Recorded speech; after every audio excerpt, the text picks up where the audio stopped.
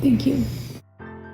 Your dad just had his 70th birthday. Yeah. How's he doing? He's really good. You know, it's so nice to be able to spend time with him and Luetta, and she loves him. I have one of these little, like, skylight frames that has pictures of him and of all of our family, and Luetta's now 2, so she's getting to that point where she's like, oh, it's Grandpa Bruce, and there's Yaya, and there's Tallulah, and there's Scout. It's so sweet. You know what else is sweet? The way the entire Moore Willis clan shows up for each other, navigating Bruce's dementia diagnosis with dignity, and the family legacy being passed on through generations. Rumer has a new film called Trail of Vengeance. This was your first role since becoming a mom. Yeah. How does that work into your work schedule? How do you balance all that? You know, I'm very grateful because I feel like both of my parents did an incredible job of showing me what that looks like. We were always on set with them. I think probably until I was in 5th grade, we were just, for the most part, traveling with them. So I bring Luetta with me everywhere. You know, I was just working in Atlanta. We were in Arkansas when we shot this, and my nanny, when I was a little girl, comes and was helping me out there. So it was so nice because I was able to really kind of relax and be present on set because I have someone who I've known my whole life. And it was great, but Luetta would come see me on set. I have this really cool picture, actually, that I have with my dad when he was on Die Hard and he's covered in blood. And I did one kind of similar, where Luetta came to set and I'm like covered in blood. And she was so unbothered. Really? Yeah, it didn't bug her at all. I was like, man, you're definitely a Willis.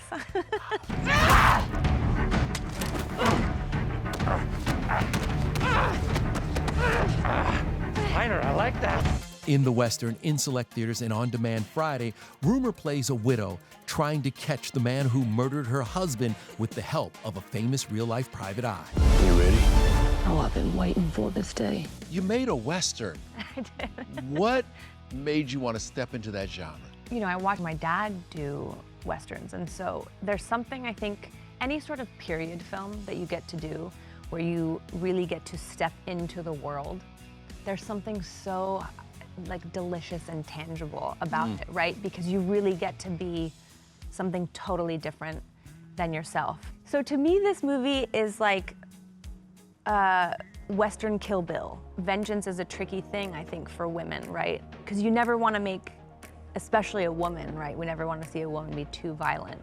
But the whole story to me is really about her finding herself and being able to really take back power that was kind of taken from her. There is some real history woven in there about the Pinkerton Agency and the first Black Pinkerton agent. And it's so cool, even just hearing about it, because it's not stuff that we really talk or hear about day to day. Did you learn to shoot like that? My daddy taught me. Have you ever handled guns like that before? You know, I have a few times in my life. It's just like, it's power. It just scares me a little bit too much.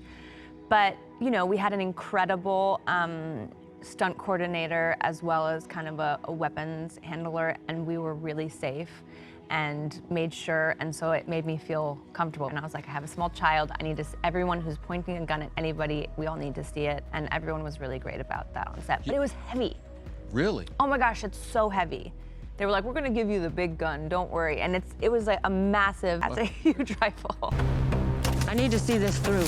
Is it true that you bought your horse? I did, Moose, my boy Moose. We only had a couple weeks. Most of these guys who get to do these shows get like months of cowboy camp training. I had a couple weeks, but my horse was just amazing. Yeah. And I met him, and he would literally like stop on the mark. Like, he would just let me come up to his face immediately. And if you've ever spent time with horses, sometimes they're a little... They get a little skittish. Yeah, you just can't always have that relationship. And so I was like, I can't go home without him. Hello, girls. Hello, hello. E.T.'s been with Rumer since the mid-90s, watching as she grew up in the spotlight of her famous mom and dad. Why? Coming at you. And I also think people forget, this is your mom and dad. You don't Yeah. see them as movie stars. Like, Exactly. people forget that. Yeah, they're just, you know, they're just like weird and goofy people that embarrass you.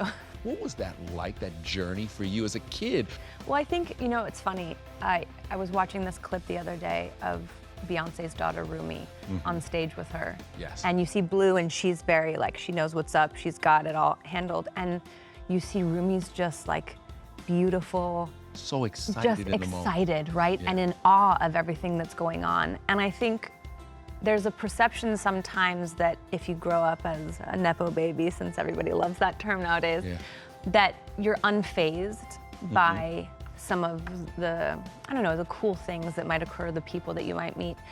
And that's really not true. When I remember being on the set of Fifth Element and walking by the hair trailer and seeing all the cool wigs, and you know, I went over and one day got to go into Mila's dressing room and talk to her, and you know, it was so exciting. Or even when I was like on the set of Now and Then when I was a kid, and the girls who were a little older than me were kind of like fighting over who got to lap I got to sit on in the makeup trailer.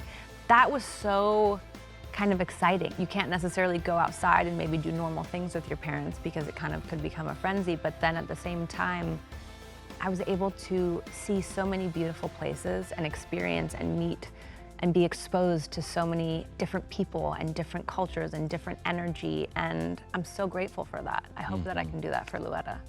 I want to show you something because you talk about hanging with your parents, and I want to take you back to the striptease premiere.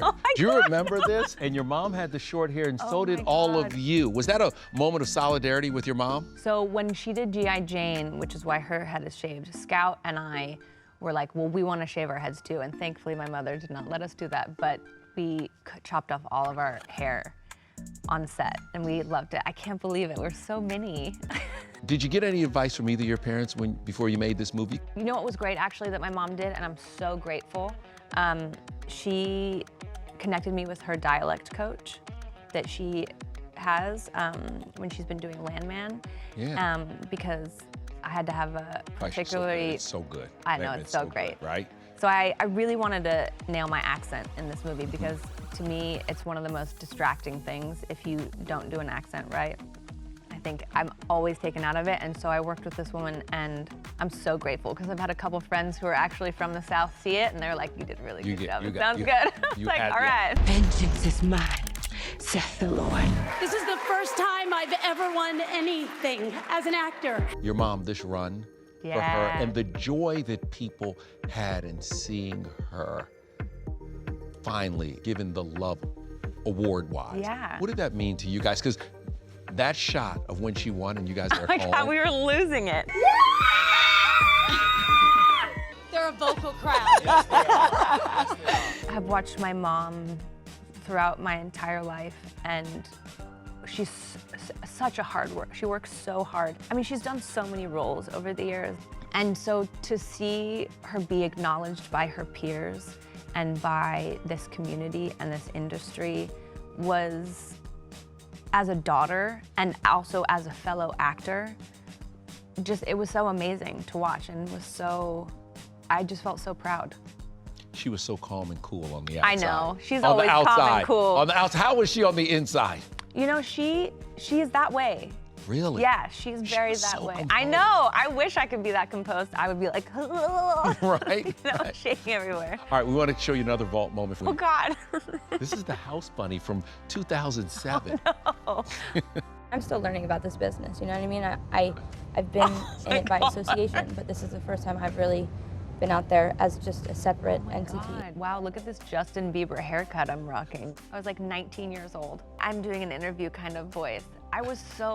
It's so sad. I mean, you know what's funny? I have so much love for that version of myself because I feel like I was so nervous and had not figured out who I was or how to like move through the world. People coming at you, telling you you look ugly. Like it's funny because it was actually a really gnarly time as I was trying to manage, and there's like all these pretty girls. I was doing it so cool and trying to figure it out. I think I have so much more self-love. 1, 2, 3, here we go. 1, 2. Your mom and dad dancing. Yeah.